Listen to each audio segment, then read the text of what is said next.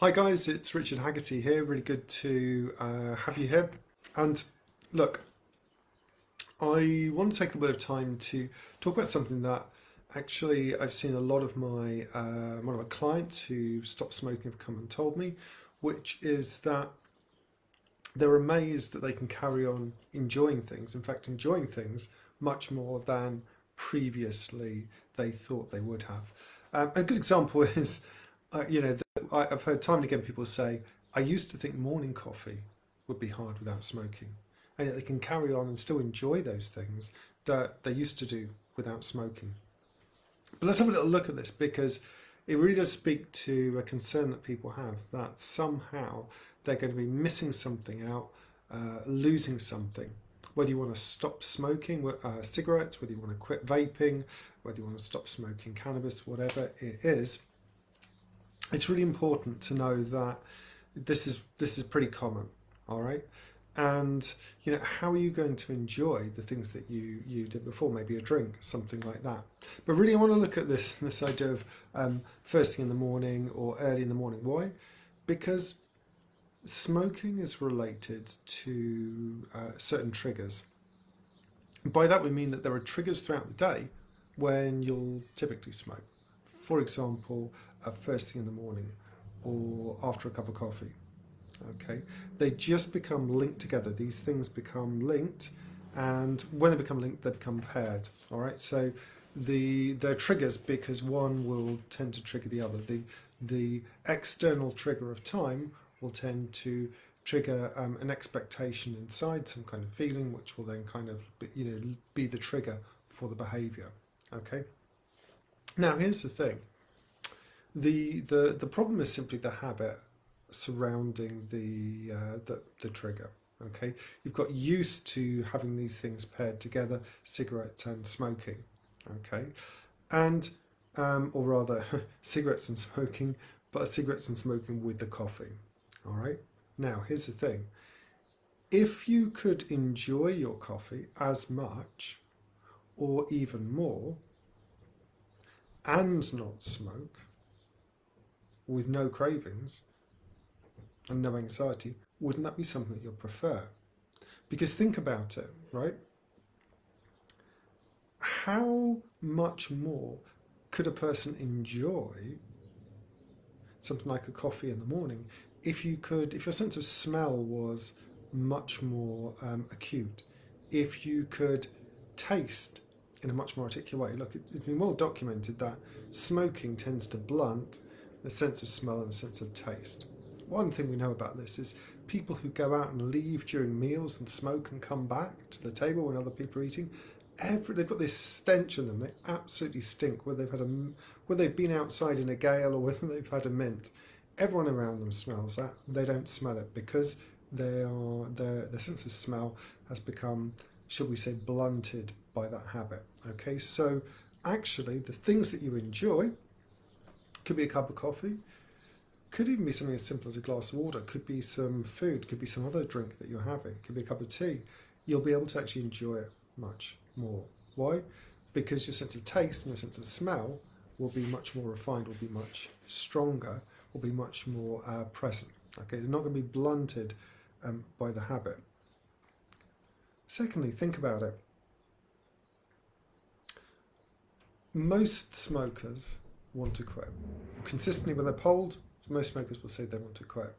So how much more do you think you're going to enjoy your morning coffee or your morning ritual if you don't have the regret of being stuck in an addiction that you know is not good for you?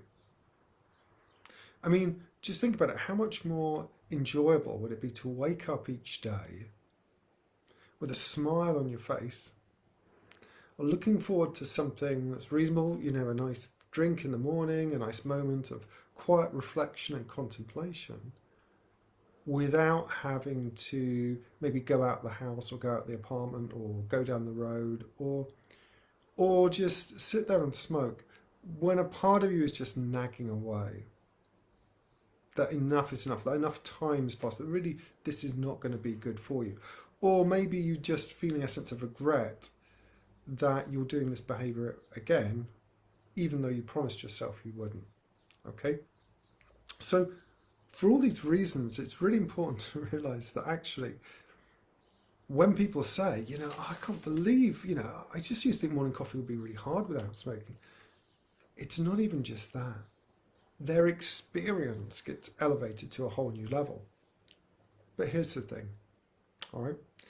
If you don't do anything, if you don't consider stopping smoking today, if you don't step up, if you don't step out and make some kind of plan, some kind of decision to quit vaping, to quit smoking, to quit cannabis, all of which have multiple problems, health problems long term, psychologically, emotionally, physically, health-wise. If you don't make a decision to do that, then the people around you suffer, your loved ones suffer, you're going to suffer, and your ability to enjoy things will continue to be diminished.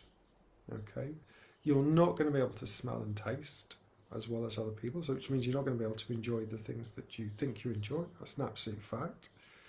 Your breathing is going to continue to suffer. All those kind of things will suffer over time. Don't let anyone kid you that there are health benefits to moving from one form of smoking to another. All right. Some of the research has very, very clearly come out. For instance, about vaping is how bad it is for you. There have been some very, very serious health complications people have had, and honestly, we have not got the long-term data on that yet. All right, which is not a reason to try something that clearly has already well-documented negative side effects. But here's the point: wouldn't you rather be the person who wakes up each day free, happy, confident, patting yourself on the back for having done it, for having made a decision, and then found whatever support you need to be able to take the next step? Or just staying stuck in the cycle of regret, not being able to enjoy it, really not being able to enjoy something as simple as a cup of coffee, not being able to taste, not being able to smell in the optimum way that you know you can. And if you do that, then another year can go by. You can get to, and you'll get to the New Year's resolution. It'll be the new year. Have you noticed how each year seems to go a little bit faster? And all of a sudden you'll be end of the year, looking ahead to the next year, nothing's really changed. I can tell you, having worked now for over 2 decades with people, when they make a decision to change, when they make a decision to quit smoking, whether they decide to come and work with a stop smoking expert like me, or they go and use some other approach, when they quit, their level of confidence, their level of health, their level of self-belief, their level that they can do, there's just a sense that they can do whatever they set their mind to in life, goes right off the charts. Sense of well-being, okay, leaving all that regret behind. Okay, it's absolutely possible. It's totally possible for you. All right, but if you don't plan, then you plan to fail, and all that's going to happen is it's going to continue this cycle again and again and again over time, with more regret and a lack of ability to do it. So make that decision to be the person who can enjoy their morning cup of coffee, can enjoy whatever you want to, with a heightened sense of awareness, with a heightened sense of your senses, and a profound sense of well-being. And then you too will be one of the people who's saying things like, I used to think morning coffee would be hard without smoking. And now you know it's not. Hard that is, because it can be as easy as making a decision to put in place a plan so you can quit smoking today.